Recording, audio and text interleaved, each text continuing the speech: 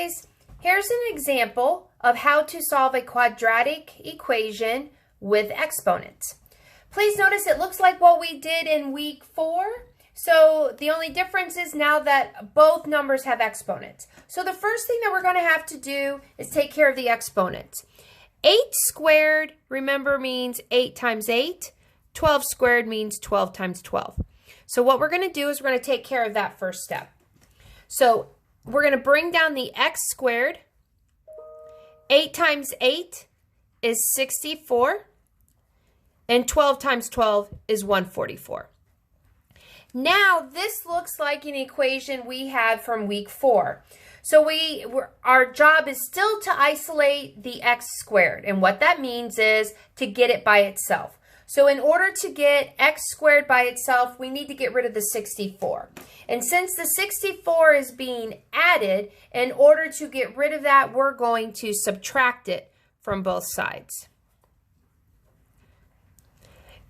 Now, whatever you do to one side of the equal sign, you do to the other. And when I say subtract from both sides, that means both sides of the equal sign.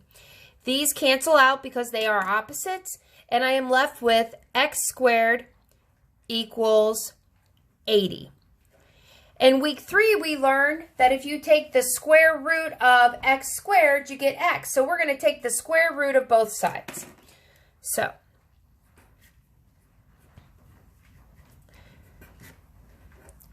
in week 3, we learned that the square root of x squared is just x. And we learned that the square root of 80 is going to be the square root of 80.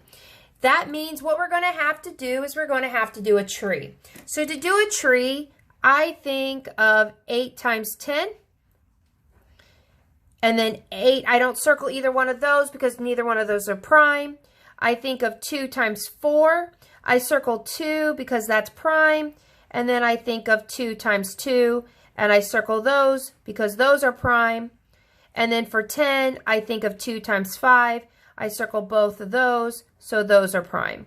I circle those because those are prime. So everything is circled. So now I'm going to look for those pairs. So in week 1, we learned how to find pairs. So I have a pair of 2's here, and I have a pair of 2's here. Those 2's go on the outside. So this pair of 2's goes right here. This pair of 2's goes right here. And because this 5 is left over, it goes on the inside.